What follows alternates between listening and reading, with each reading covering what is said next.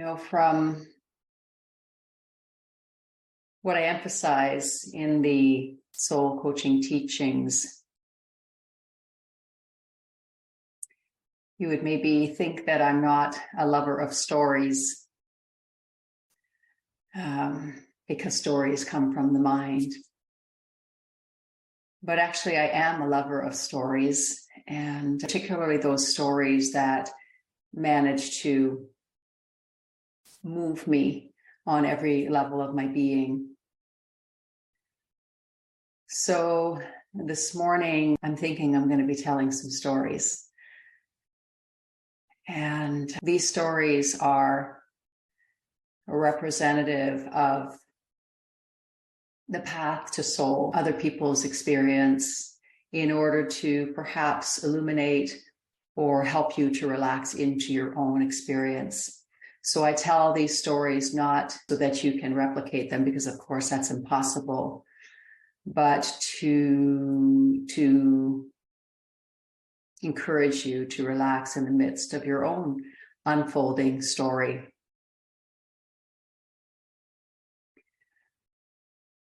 So who knows when the path to soul gets laid down? I have a sense that as we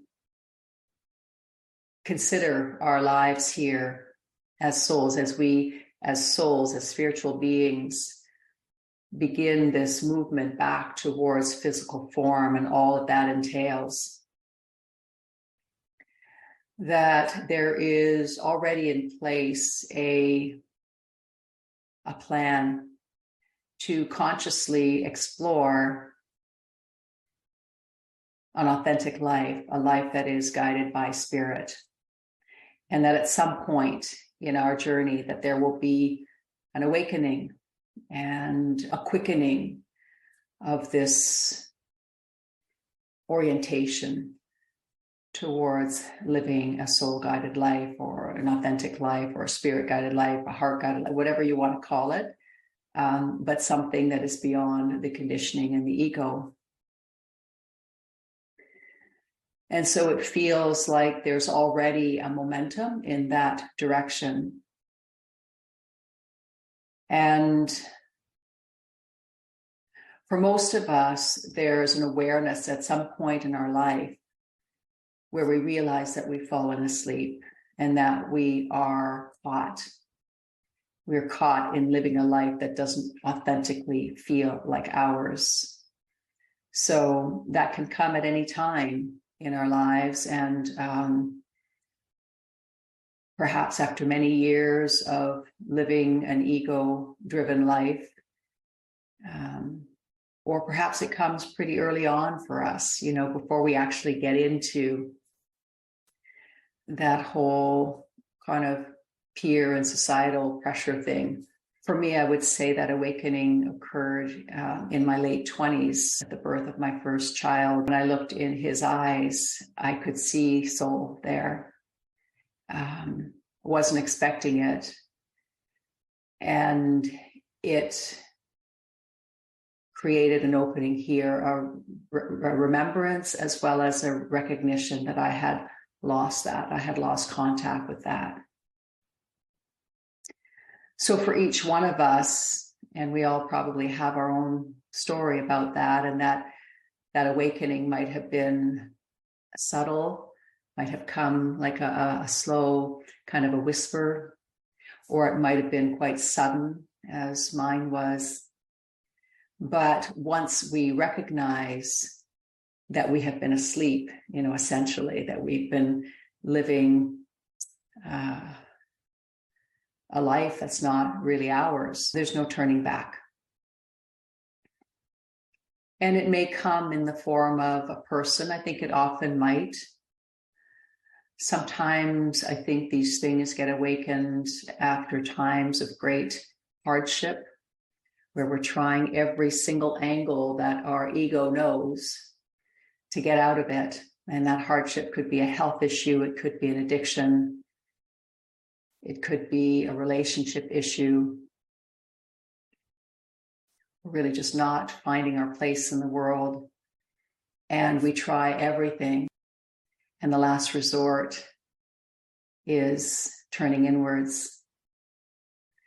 So, of course, we've been on a soul journey since the beginning of time as our souls come in and out of form. But the conscious soul journey gets awakened here in various ways that I've just described. So I think pretty typically, perhaps not always, but pretty typically, there is a forgetting. So obviously we come in here as souls to take on a particular journey, to learn particular things, to express particular things, but we forget and we get caught in the conditioned cycle and orientation to life. And then there is a remembering, a spark that comes, and we remember that there's something here that we're here to explore, to unfold, to recognize, and to express. And so begins the conscious journey of a soul-guided life.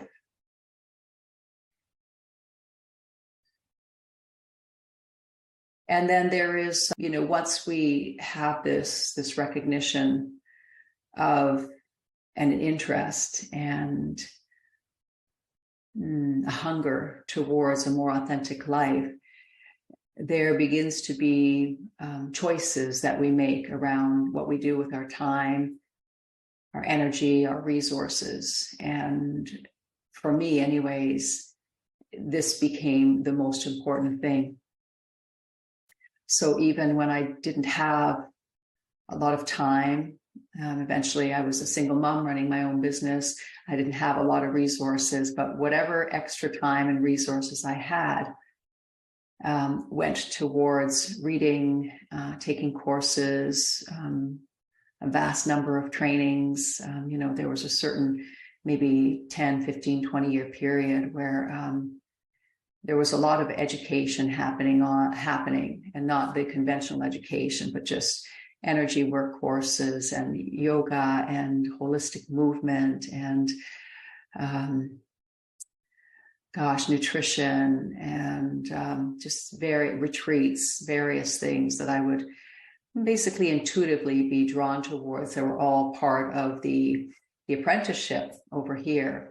And we all have our own story of that, the things that draw us and the things that eventually become part of our toolkit, perhaps as practitioners as well. And so we need to trust where our particular being is inclined towards and passionate about. And for me, while I was taking those courses and reading and doing various trainings, there's a recognition that there was a gradual sloughing off of just beliefs, limiting beliefs about myself and about the world. There was a gradual sloughing off and letting go of a lot of the emotional energy that my system had been holding in and had created kind of a rigidity and a sense of contraction and even fear, anxiety. And so the things that I was exposing myself to were gradually kind of loosening up these patterns, these beliefs, these energies. And there were moments during these times, there were moments, both subtle and sometimes not so subtle, of quite a deeper recognition of my true nature. So I want to speak a little bit to that right now.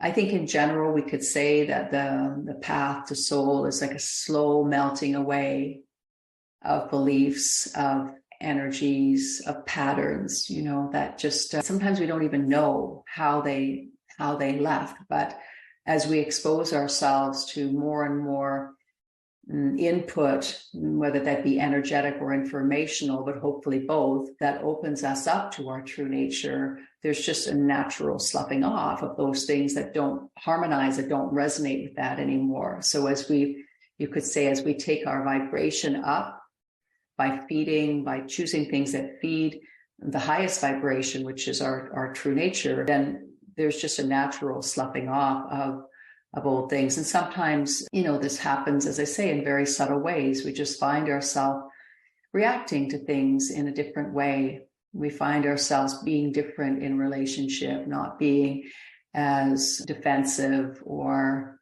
not needing to defend ourselves or our position. Or we find ourselves to be just this kind of compassion comes through for ourselves and others that was never there before. And we don't remember actually working on it. It just, the clearing of the layers just allowed this natural quality of every soul to come through. So many of the shifts and much of the kind of transition, from what I can tell and from my own experience, is just this gradual thing that we don't have control over. And yet by exposing ourselves to more and more energies and groups and communities that are resonating at a level that we resonate with, then obviously what we expose ourselves to, we become. And of course, we also find ourselves less and less interested in maybe some of the things that used to draw us in, and more interested in things that feel more sympathetic to who we are.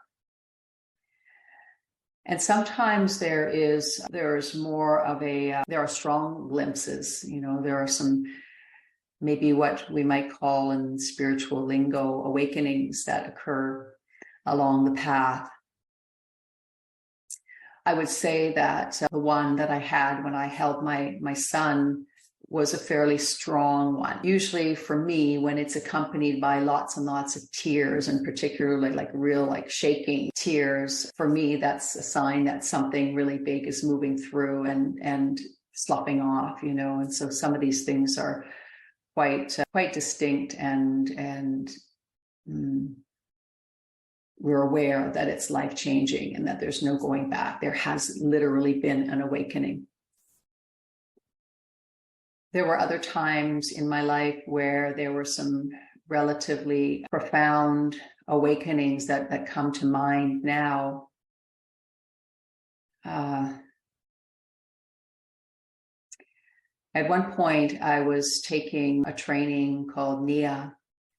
NIA is a holistic movement form, so I had moved from regular fitness training, which wasn't satisfying me anymore. And I, wanted to continue to work with the human body and movement. And so this form of movement, it was kind of a combination of dance and fitness.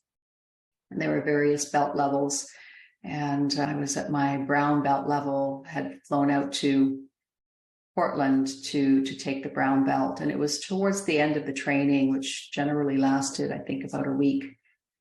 And the facilitator had really just led us through kind of a guided exercise. And we were all sitting in the studio on the ground. And I'm not sure what he said, but all of a sudden I could see myself as a woman. I think I felt like I was a Native woman, and I was sitting on a clearing in a meadow, and I could see a pond in the distance, and there was sun coming through the clouds. And all of a sudden, I became the earth. Like my body was not separate from the earth. I kind of melted into the earth, and then slowly but surely, I became the earth. I mean, it wasn't that slow. It happened pretty suddenly. And when I first became the earth, there was a tremendous amount of pain. It felt like I was feeling the pain of the earth and what it's going through right now. And that began a whole kind of sloughing off of energy. So my body began to vibrate to the point where I couldn't move anymore. I was just kind of frozen like a statue, and energy was pouring out of my head and my hands and my feet. And I was crying, and then slowly but surely, as this moved, I became blended more with the core essence of the earth. So there was a great amount of joy and expansion and fullness and beauty. And again, I think this state lasted for, I mean, they literally couldn't move me, and my nose was running, and it just like all kinds of stuff coming out of my body, but I couldn't move to even wipe myself. They were wiping my nose for me. And so it lasted a few hours, and yeah, there was a softness that came after that, and a lightening of the load, and also a deeper commitment, but not an external commitment, but just this recognition that the soul of the earth and my soul are one. And I'm sure it changed the way that I purchased and just where I put my time and my energy, and may have begun this whole love affair that I have with working with the earth and gardening and growing my food and spending more and more time deeply connected to nature.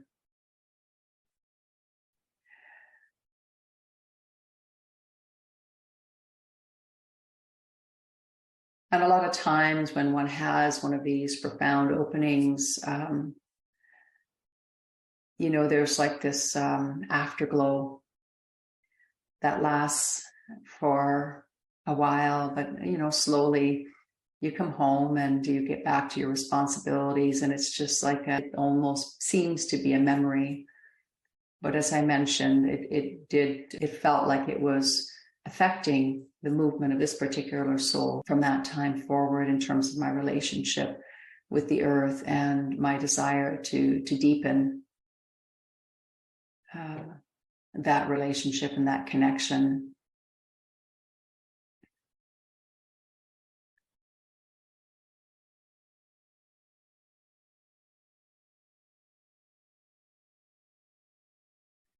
There was another time when I'd taken an energy work course over a weekend, and I remember just being so excited about this course, and I really liked the facilitator. This was at a time where I had discovered that everything was made of energy, and I really wanted to work with it and to move it within myself, and also to help to clear it in the people and in my clients. And so this was one particular technique. I don't even remember what it was called that I was taking. There was various levels. And I remember going to this woman's house, and I quite liked her. There's just a really, a heartfelt connection with her. And I remember consciously deciding that over the course of that weekend training that I wanted to eat a really, really clean diet. I don't know if that was an intuition, because food for me has become a primary feeder of soul as well as a mover of energy. Food is vibration. And so that's always been an orientation for me, and something that I have a lot of fun with, actually. I quite enjoy playing with food and seeing how it affects my being. Anyways, that particular weekend, I distinctly remember putting some thought and consciousness into the foods that I was eating. And I'm getting memories now of sitting around the table and everybody brought their lunch. And I remember people asking me about what I had and all of that. It was a lovely small group. Anyways, at the end of that weekend, I had my kids had been with my ex-husband for the training, and I had another hour or two before they came home. And so I decided to take a bath.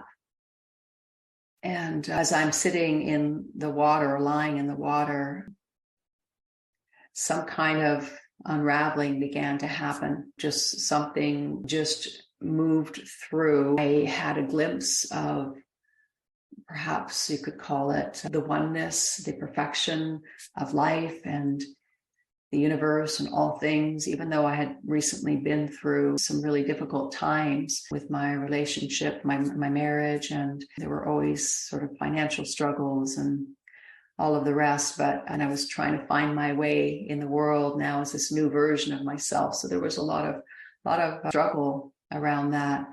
And yet there was this moment of just profound relaxation and seeing the perfection of it. And all of a sudden, my kids were fairly young at the time, so there was still a a little yellow rubber ducky on the edge of the tub. And somehow this rubber ducky transformed itself into many, many of the people that I had known in my lifetime, from my brothers and sisters to teachers I had had, to people I had had issues with. But it didn't go that fast. It was just one at a time. And with each one, I knew without a doubt what that person was, had given me, had taught me, both, again, in the beautiful relationships, but also maybe even primarily in the challenging relationships. I could see the perfection of each relationship.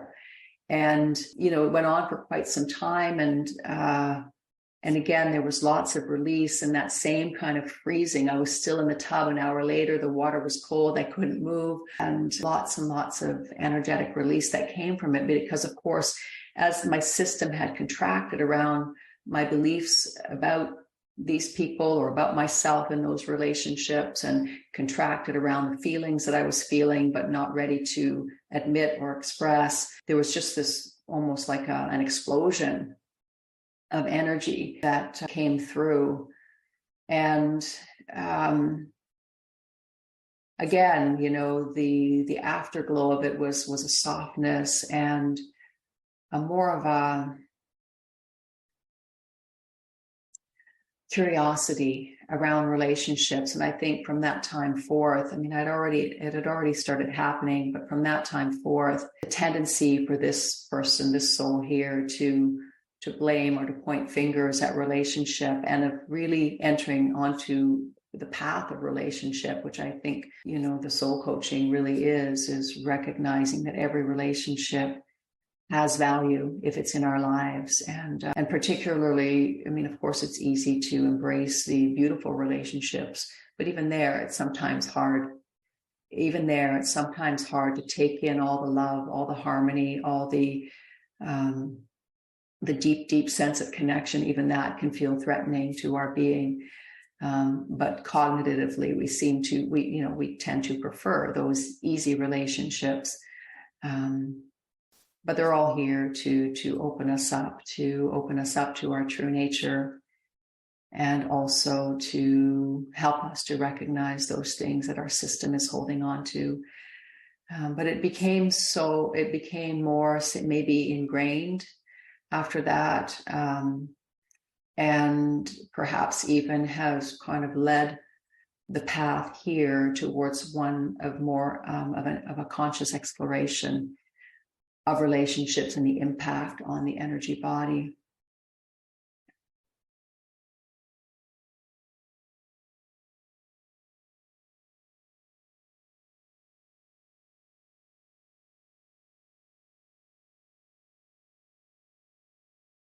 And so the stories that I'm telling, they happened oftentimes years apart, and in them, they seem like they're big experiences, but there's a lot of mundane stuff in between. So you're getting kind of these storytelling of some of the more intense and profound moments that I've had. I'm not sure why I'm telling these stories. I hope that it's helpful or illuminating for you. I just felt inclined to do that this morning.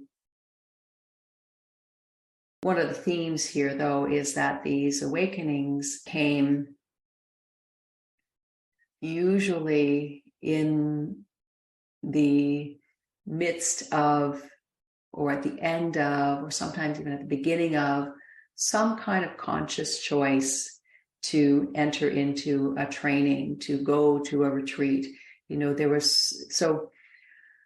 A lot of these awakenings, whether they're subtle or the more stronger awakenings, we can't make these happen. There's just no way about that. There's no way to do that. But, one of my teachers says it's grace that brings in these awakening experiences. But we can make ourselves more grace prone through our commitment to our prayer, to our practice, to our turning inwards, to really listening to the call to go to a retreat, to spend time with a teacher, to take a course, which, you're all doing. so we can make ourselves more grace prone by exposing ourselves to things that our soul is inclining us towards and things that we're resonating with, and just that willingness to listen to the voice of the soul, and to let those voices that would want to keep us small, that would want to keep us in the old way, there's a constant choice point, really.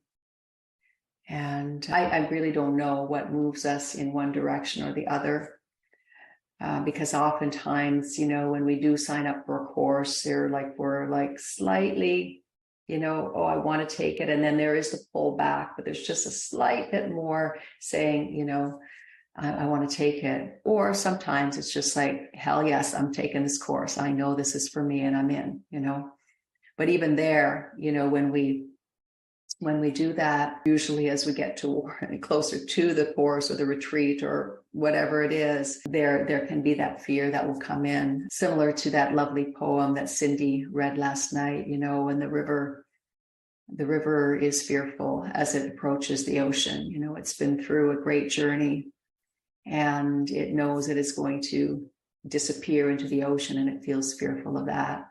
Of course, the ego doesn't want to disappear. It's invested a lot of energy into its existence.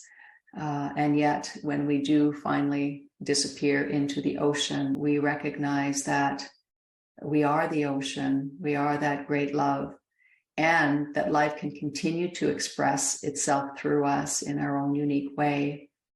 That there is great satisfaction in life expressing through us, but not from the rigidity of the ego's beliefs of how it's supposed to express, but just from the joy of the wholeness expressing through this particular body, this being, this life.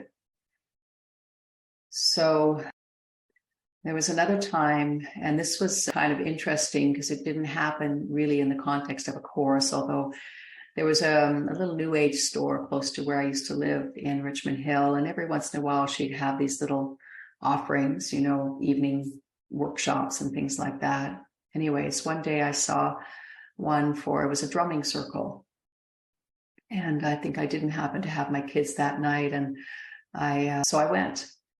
And I really, it was my first introduction to drumming. I don't even really know why I was called to go. During this drumming circle, we had the opportunity to lift our hand if we wanted to be in the middle of the circle. So basically the person would just lie down, and the drumming, and I can't remember what else was going on, probably some shaking and rattling and all that kind of stuff. And I really wasn't sure of what all was happening, but I did feel called to kind of lift my hand, and was chosen to lie in the middle of the circle. And somehow there was a transformative experience that happened while I was lying there. I had what seemed like a past life memory. I don't know if it was, or if it was just imagery that was coming, but it kind of seems a little bit typical because I was being burned at the stake, which probably most of us can remember that. A lot of us who have been on this spiritual path as souls for many, many lifetimes have had times of great, great persecution and even death for the things that we were exploring. So anyways, nevertheless, here I was being burned at the stake, and I could, as the drums were going and my eyes were closed, and I could see myself sort of being tied and the fires being lit. And I could see, communities, villages used to gather to watch these things. I mean, it's a little bit insane when you think about it, but that's what would happen. Everybody would come and they would witness this. They would witness hangings and beheadings and all of that stuff. When I think about that, I think, God, maybe it doesn't seem sometimes like we're coming very far as a humanity. But when I think about that, I know that, well, maybe it does happen in some places, but I don't think that it would be, generally looked upon well by the rest of the world's population. Anyway, so here I was, and I was seeing all of these faces, and most of them are very accusatory and angry, like just really angry faces. And they seemed to be quite delighted at the fact that I was going to be burned. I think there was one or two other people with me, and it felt like I was recognizing at least the soul of one friend who was there with me. And as I was kind of preparing to meet my death, and I was seeing all these faces, and it's fun, somehow I was able to get, in this images, I was able to get the full 360. Of course, physically that wouldn't be possible, but I was able to sort of get the full 360 of all of these faces, mostly accusatory. And I could see the person holding the torch that was going to light the fire as well. But in the midst of those faces, there were a few faces of love, that's getting to me, of love, of compassion, of understanding. And somehow that uplifted me, and that put me in a different place within my being. It helped me to let go of the fear that I was feeling.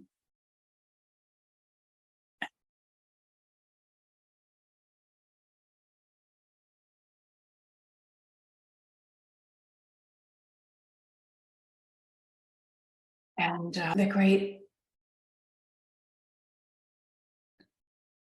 gift that I didn't expect was that I left my body just as the flames were being lit, so I didn't feel any pain. And I could feel myself lifting up and looking down at the scene, the body, and having this profound recognition that I wasn't my body, and that I continued beyond this particular incarnation.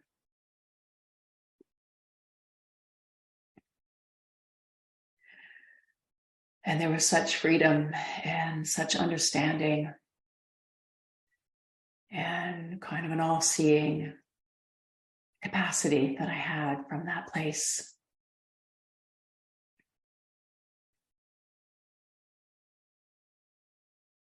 And I really experienced myself as a free soul, as a soul that had chosen to come into that particular incarnation, and maybe even knowing that it would come to that kind of a grueling end. But that there was purpose in that life, in moving forward humanity, and maybe strengthening each other as souls, as I saw in those eyes, that sometimes there's not a particular palpable victory in a lifetime, when there's a lot of forces against what it is that we stand for.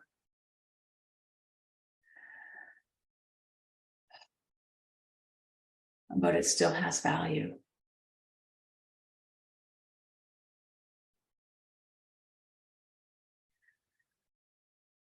Oh.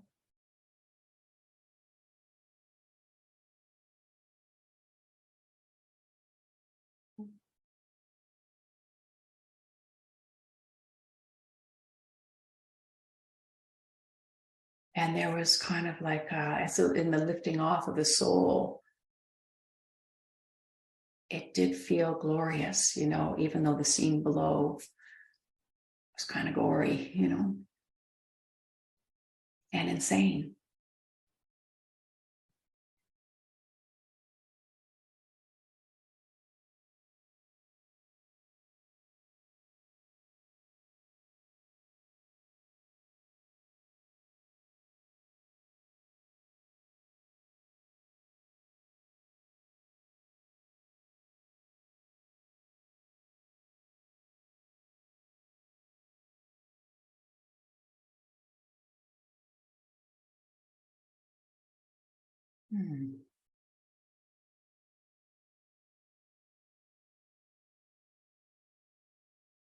It's kind of obvious to me that I hadn't really completely integrated that experience that happened so many years ago, that I hadn't really taken in the love in those eyes. Perhaps my mind had gotten caught up in the fascination with, past lives and all of that, which I guess in a way is fascinating. But I'm grateful to have really kind of taken in the full experience these many years later. So thank you for listening.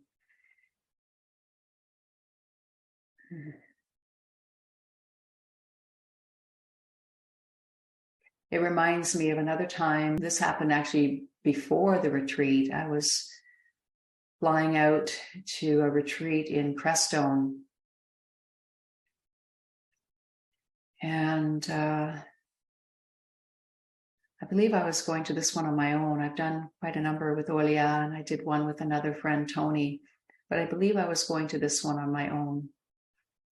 And somehow the retreat was already working on me, days before. But I remember sitting in the airport and, these moments of going to retreat for me were always kind of a mixture of excitement and this kind of freedom from the responsibilities of my life, like knowing that I was entering into 7 days of basically no responsibility, just sitting and being.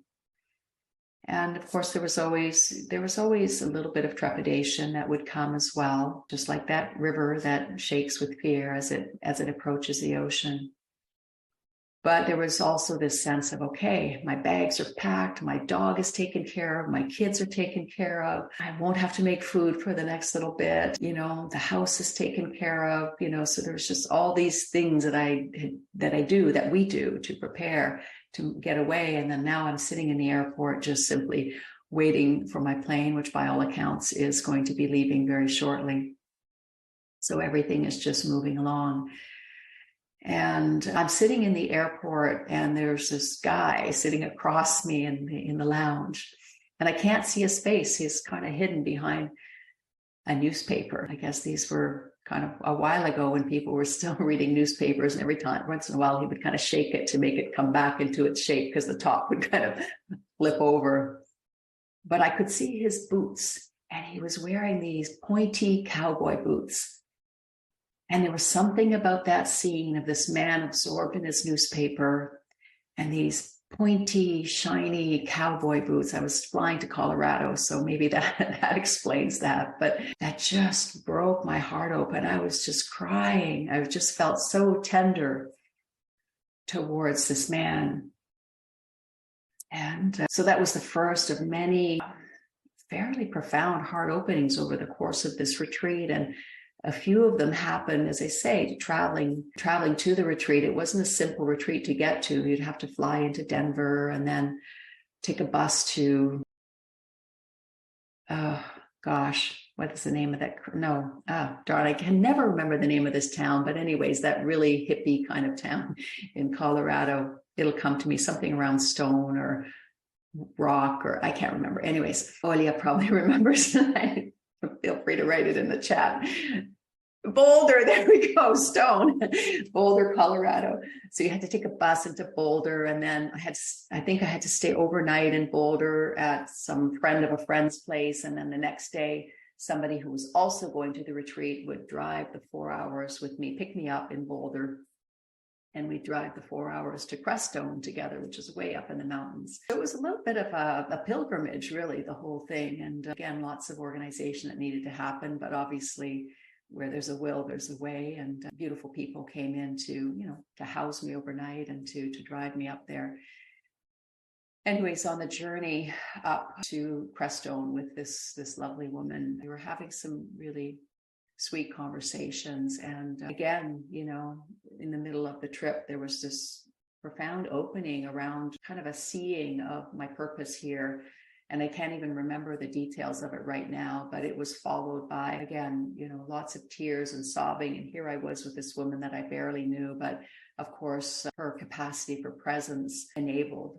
I obviously felt very comfortable being so vulnerable in front of this woman, and she seemed to greatly appreciate the whole thing, which we spiritual people do. We love tears, we love it when we see these expressions of letting go.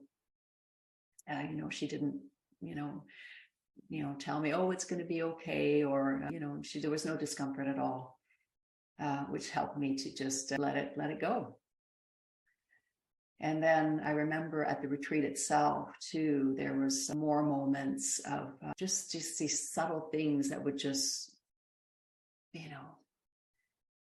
my heart would just fly open, and then tears. I remember being in the washroom by the place where we would eat, and instead of paper towels, they fold these basically face cloths, and that's what you use to wipe your hands.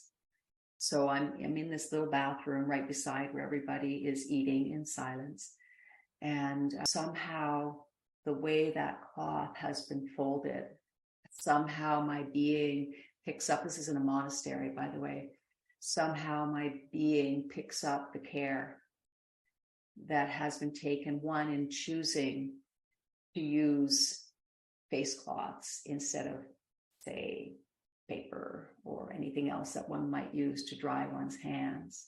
There was a choice, there was a conscious choice that was made there. Somebody decided that it would be somehow a more elevated way for people to wipe their hands.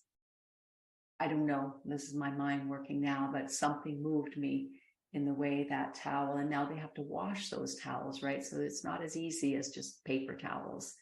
Now they have to wash those towels, but somehow it was important enough for them to make that choice. And in that small little thing, that's a big thing, that just moved me to tears.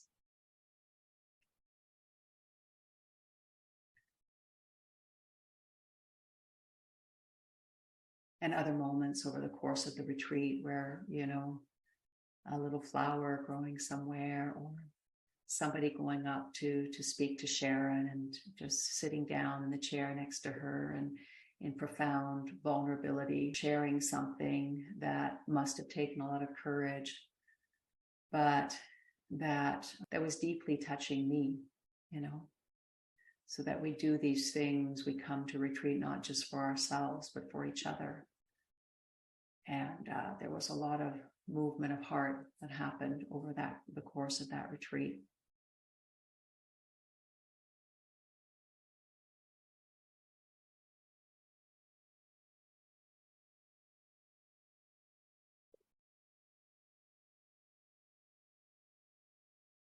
I love these stories. One of my favorite things to do when I'm vacuuming or making food, or, doing some of the mundane things around here.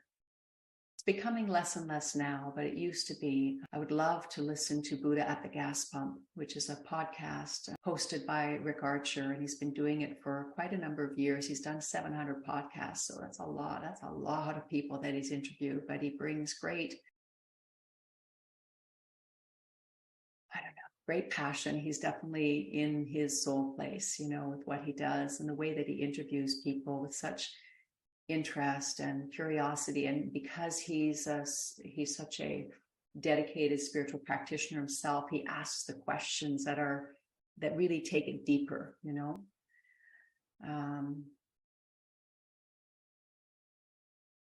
So 700 different people that he's interviewed, and he always starts with a story of how they got to where they are. And so I've heard a lot of stories about subtle and profound awakenings. Some of the people that he's interviewed actually weren't interested in spirituality at all. So I wanted to say that sometimes these awakenings to our true nature happen without us even seeking it. Rarely. Most of the people, I would say, probably 98%, it's really through kind of this recognized interest and even passion for discovering what this life is all about and our place in it. But sometimes, it would happen to people without them even seeking it. All they knew was that, and I remember in one case, this woman, she bent over to pick up a baseball, and when she bent over, she was who she was. And when she came back up, she was gone. Her whole identity had just left her. And it was very disorienting at first. She couldn't, as much as she tried to pull it back together again, she just wasn't who she was. It just wouldn't keep together. And so eventually she began to orient herself by reading books and speaking to spiritual guides, and she began to understand what had happened. And essentially her ego had just let go. And she was now in the land of the soul and expressing from that place. And her life looked similarly, but her relationship with it was different. Right? So even though the ego dissolves, we might have this fear that everything's going to fall apart, our marriage, our job, or we're not going to want to take care of our kids anymore. But it's actually the opposite. It's actually the opposite. The preciousness of our life is recognized that much more. And our wanting to relate from our truest place is that much more important. And so, there's this. Anyways, through these various interviews, I'm going off on too much of a tangent here, but through these various interviews, I love listening to how people came to where they are. And believe me, every one of those 700 interviews is entirely different. Some people recognize this orientation to the divine very, very early in life. They have like memories of being a baby and being, hungry for that. And others came to it through great, great challenges. I remember one woman was in the Middle East. I can't remember what she was doing, but anyway, she stepped on a bomb.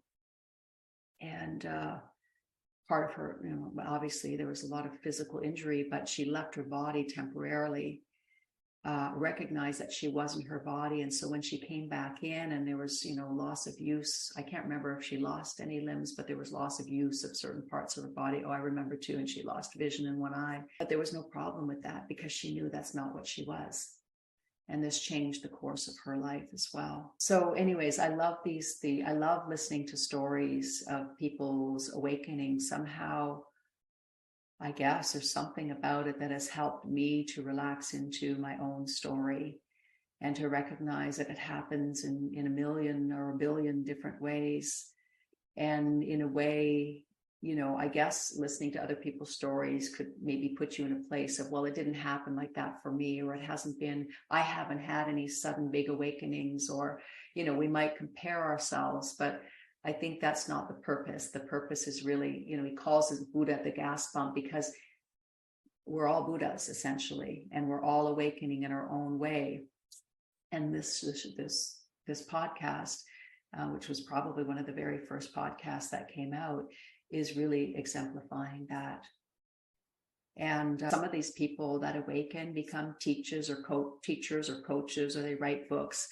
But many of them just continue doing what they're doing as daycare teachers and,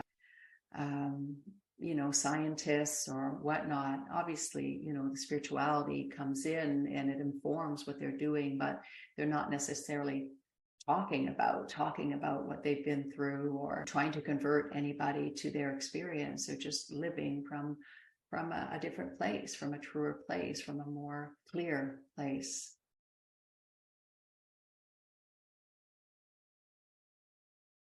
I always love when Adyashanti tells stories from his life as well, and because I've sat with him so many times, and I've also listened to so many of his recordings, many of these stories I've heard more than once. And yet when he begins to tell them, I feel very delighted inside, because I love hearing them about his awakening and the struggles that he went through. He speaks about the first Zen retreat that he ever went to, and how he was just like a kid in a candy store. He couldn't wait to get there. And then when the first bell rang, it was just hell. It was just hell. He struggled through it. His heart was racing. His adrenaline was flowing through his system. It was just so uncomfortable. And they sit many times a day and for long periods. Anyways, halfway through, he decided, this is not freaking for me. I'm out of here. I can't, I'm not cut out for this. And he just decided, I guess this spiritual life isn't for me. I'll just get married. I'll have kids. He could just see, that conventional life that seemed to be at the time the only choice for him. And they were asked not to not leave the retreat at the beginning when, they did the information. And so he didn't have really the courage or the strength to go directly to I guess it was the abbot. I don't know what you call the head of the retreat, but he kind of wrote a little note and I think taped it to his door or something, or slipped it under his door. And he went home. He left a few days into the retreat. And he speaks about how, he pulls his car up to the driveway, and instead of going into the house, there was a subtle whisper to go into his hut. So his dad had built him a hut in the backyard where he would go and meditate, so he could just be in his own space and be quiet. And it was like a little fort or a little tree house, but not in a tree. It was beneath a tree. And something whispered, to just go there. So he went directly back to his hut, and nothing was left in him. There was no fight. There was no desire for anything. He just sat. And it was in that moment that he had his first awakening.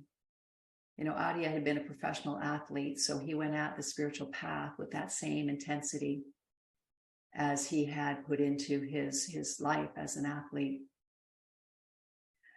And somehow this first retreat had kind of snatched that kind of seeking and drive out of him and destroyed it. And so he sat completely defeated in his little meditation hut where he dedicated so many hours to the spiritual path, completely defeated, just really kind of realizing that he couldn't do it.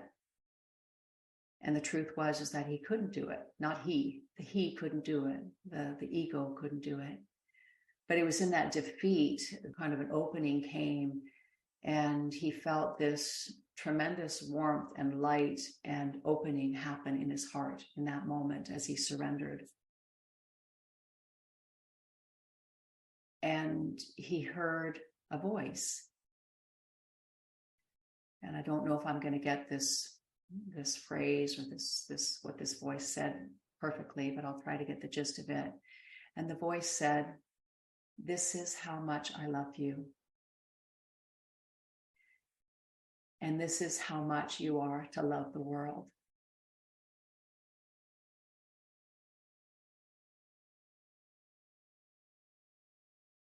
And he went back to the retreat.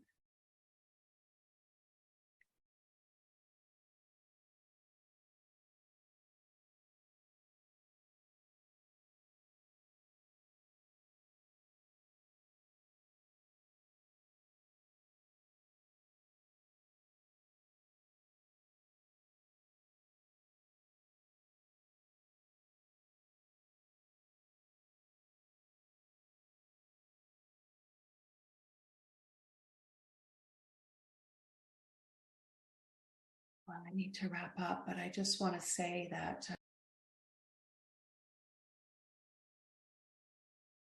just one kind of final little piece of guidance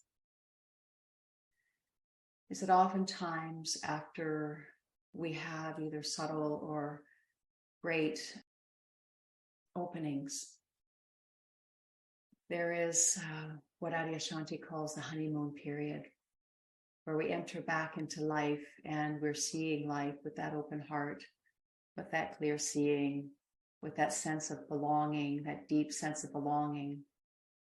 And there's no problem. Life is flowing, things are harmonious, there's clarity, there's just no problem. There's a great sense of ease.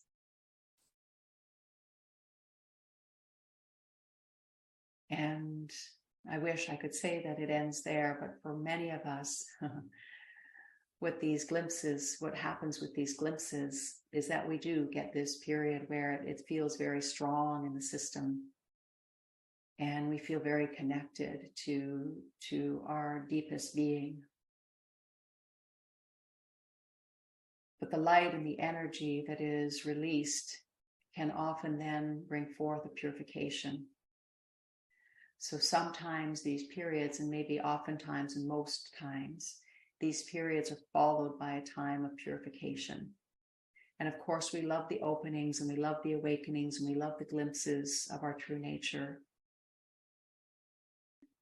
But the truth is that there will also be times of purification where the result of these openings, of these glimpses, is that the system begins to purify, to release, to let go of lifetimes worth of burdens that are personal to our own soul, but also burdens that are part of our family line, that are part of our culture, that are part of humanity.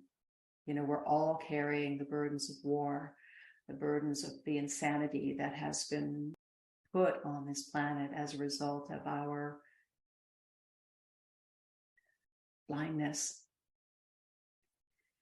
And we all are carrying the responsibility to clear these things through the awakenings that happen here. Our beings become vessels of purification. So the awareness here is that some of the purification, and maybe much of it, especially further on along the path, has nothing to do with our personal lives. It's more like it's more that life uses the clarity of this particular being to purify the remains, the remnants, the legacy burdens that are here on this planet now. And that's essentially what a bodhisattva does. In the Buddhist tradition, they talk about the bodhisattva, that yes, we have awakenings, and it profoundly impacts our own contentment in our lives, even in the midst of the challenges, which will of course always continue to come. But there's something that says, that's not enough. That's not enough. There's something that wants to give itself to all of life and all that entails, both to give itself to the beauty that is here every moment, that is touching us every moment, but also that wants to give its light to the darkness, that wants to use its realization for the benefit of all. So if you are going through a period of darkness or depression or anxiety or sadness or whatever, if that's moving through, this too is part of the path. This too is part of the path.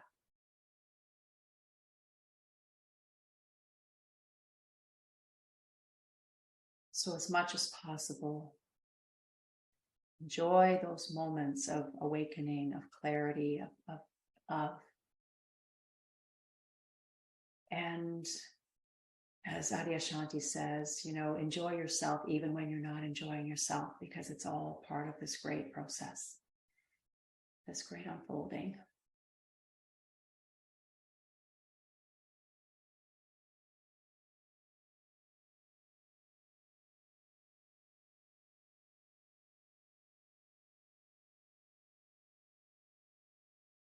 Okay, my friends, namaste.